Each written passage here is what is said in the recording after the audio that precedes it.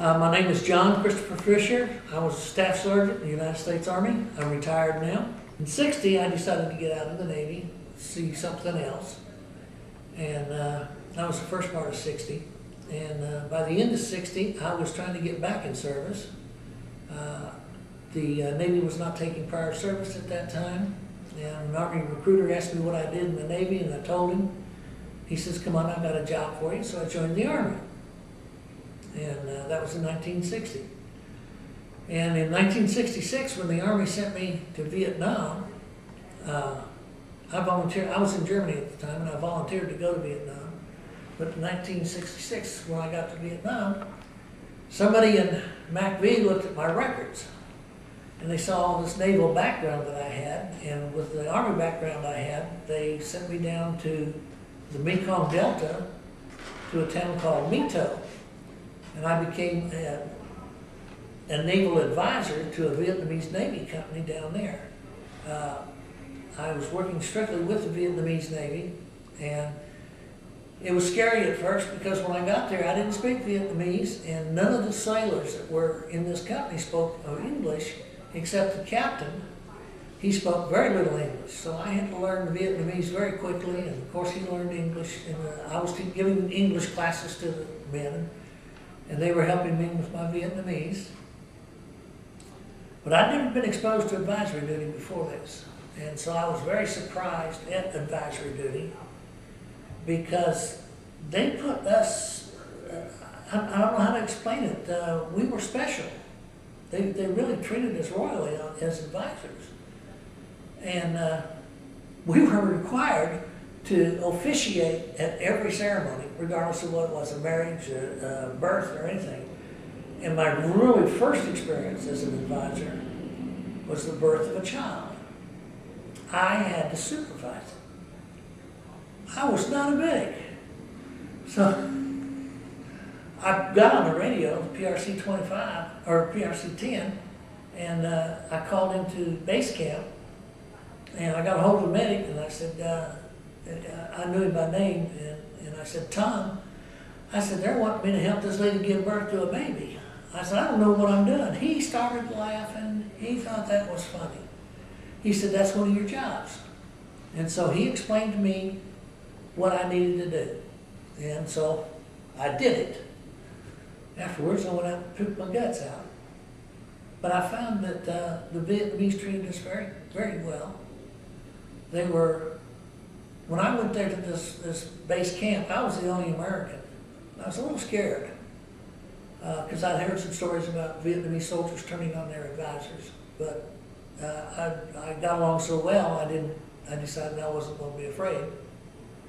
So I lived with these people.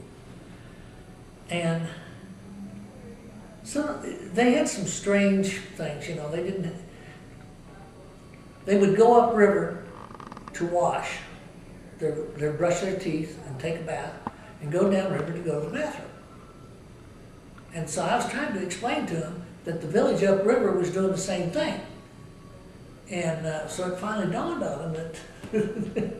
So we started gathering rainwater and stuff like that. We got some potable water tanks brought in and put potable water in for them so they could have fresh water, because the children were badly diseased. They had sores on them, and they had no medicine there. I got a hold of the Philippine Medical Corps that was there in Mito, got them to come out, and they did what we call a MACV. And these people didn't even know what soap was. And so they were issuing soap and toothpaste and stuff like this. They were inoculating the people and the children, and to get them over some of these diseases and protect them. The compound was it was just thatch huts.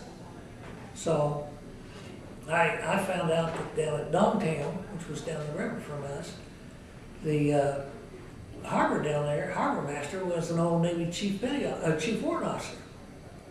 So we had a couple of skirmishes where we picked up some souvenir weapons, and we took them down. And I showed them to the chief, and he said, "What do you want?" And I told him what I needed. I needed concrete, I needed food, I needed medical supplies, I needed weapons. Some of my people had old bolt action rifles. And we got just about everything we needed. He provided us with concrete and everything, and he provided us with building material. We put in concrete floors for the hooches. We put in tin roofs and tin siding, and I mean, they were really in real good shape. We built latrines. I even got a 500 kW generator, and we had electricity for the first time. We actually had a way to operate some of our radios with electricity. And as time went on, the lights kept dimming. And I found out, I'd walk out and look down the line, and I'd see all these wires coming from off the base. Everybody was tapping in. They'd come in at night, and they'd wrap a wire around our wires and run electricity to their houses. So everybody around our compound started having electricity. So I had to beef up our generators, keep it running. But I guess that explains how I got involved back with the Navy, because of my prior experience in the Navy when I went to Vietnam as an Army sergeant.